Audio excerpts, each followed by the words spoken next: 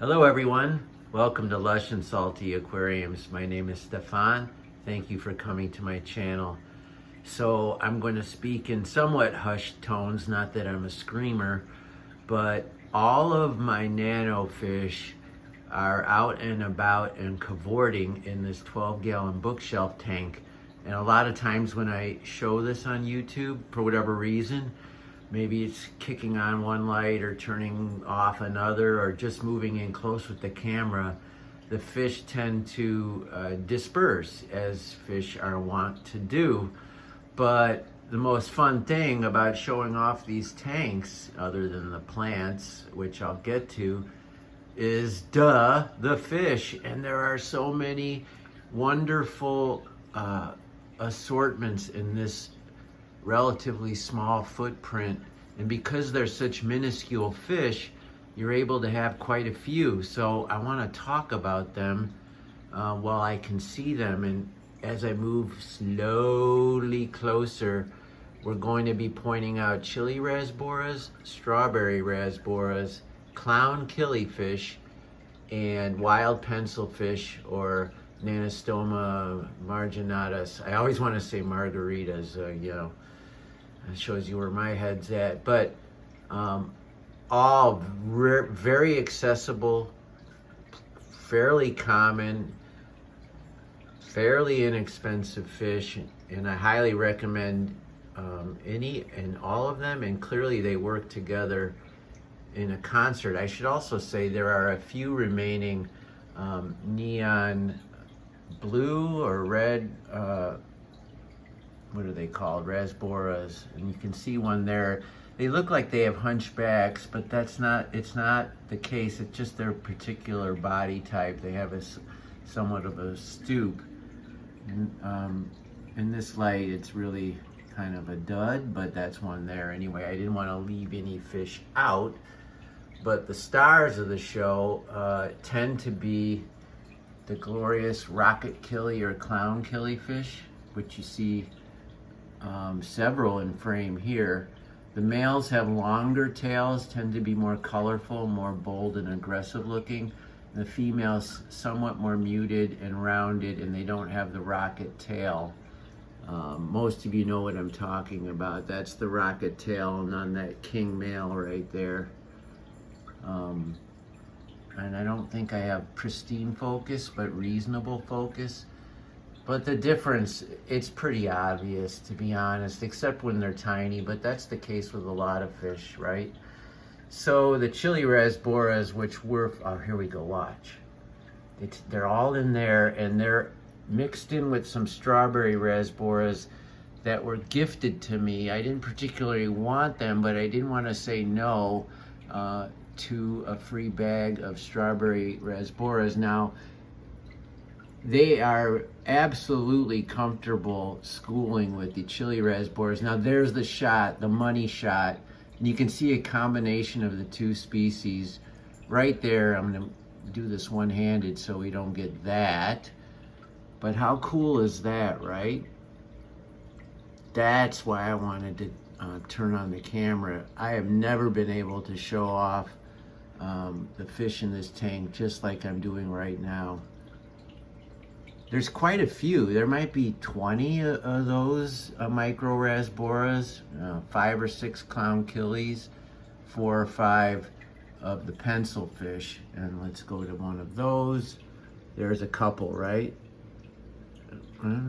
As I live and breathe, the pygmy Coreodora, I forgot to mention as well. So you never know. Plenty of surprises when you've been doing this long enough. There's the whole group of wild pencilfish. That's both an adjective and their common name, the wild pencilfish. For my money, if I can get my reflection out, they are probably the most colorful pencilfish you can get at that price point. I'm almost certain of it. At times, they are even mistaken for the coral red pencilfish at times, and they're close enough in color and pattern and behavior and they're a quarter the price. So if a coral red is 20 to 25 a piece, these are $5 or $6 a piece. And you just simply can't go wrong. They're reasonably easy to breed. If I've had babies come erupt in this tank, not a lot. Same with the clown killies, not a lot. I'm sure there are a lot, but they probably get predated even by these small fish. You can imagine how small their fry are.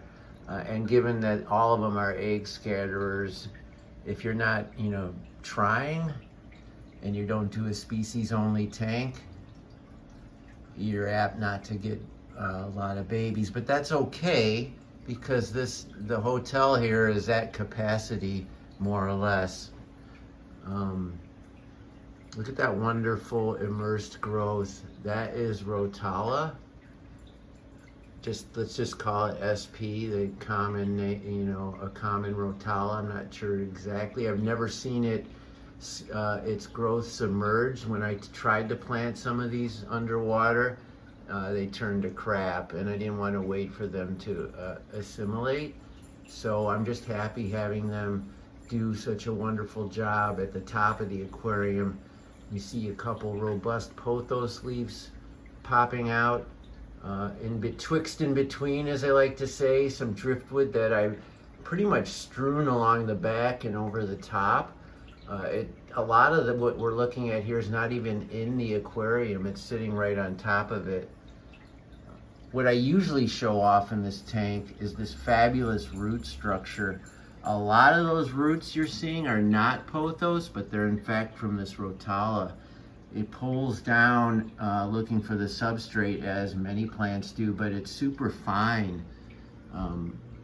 The stalactite effect, as opposed to pothos, which can get pretty viney. You can see one in the back there, a big kind of rope-like appendage, whereas this is also super fine, and clearly the fish adore it, right? Especially these pencil fish.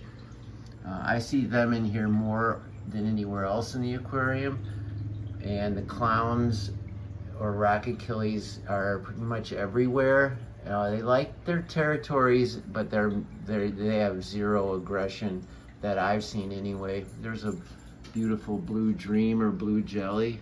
Let's just call it a blue neocaridina, looking good. And there's that group again, with reflections below the mystery snail there. I didn't mention all the invertebrates that are in here. There are a lot. I did get my dreaded Malaysian trumpet snails, and fortunately, they stay at the bottom. I never see them polluting the glass like pigeons that I have seen in other aquariums, so maybe they're a species that doesn't like to do that in the morning. And because the substrate is so organic and mixed up, you really don't see them unless you look for them, but trust me folks, they're there. There's a red neocaridina. I've got bucephalandra and Anubias. There's the boost starting to reach the top there. And Anubias, more bucephalandra and cryptocorn. And up and over here is just a ton of Java fern. And a little bit of Hydrocolta Japan right there. We'll see what happens. There's a Malaysian trumpet snail just kind of up at the top. I don't like them. I really don't. Plus their shells are really hard, so they're not ideal like for puffers and whatnot. I mean, pea puffers, I suppose, because they grab the foot of the snail.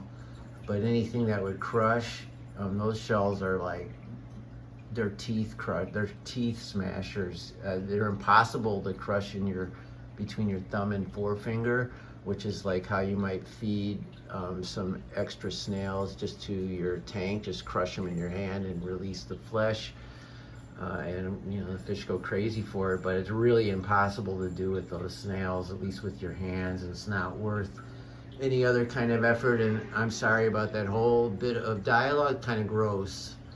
But I know what I'm talking about. I've got 5 or 6 snails I collected off the glass. nobody's looking, I'm gonna feed them to my fish, and the way to do that is to smash them against the glass. Now, I would never do that to my beloved mystery snails, right? Hi, guy. Well, let's do a top down. The dreaded duckweed. I'm finding I have some tricks for removing it that are easier, make it somewhat easier. One of them involves using the little brine shrimp nets as opposed to anything else, and just collecting it that way. I've seen people use wet towels or paper towels and literally draping it across the top and then lifting it up.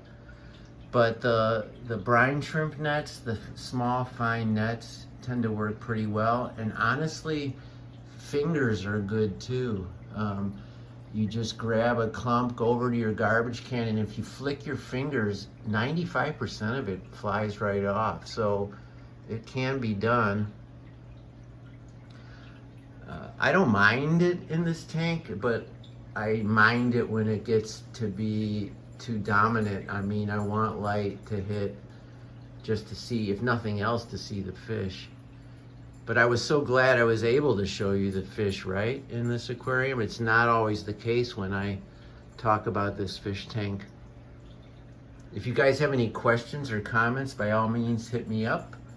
I will answer each and every one of you. As always, folks, keep your hands in the tank, albeit carefully. Ciao for now.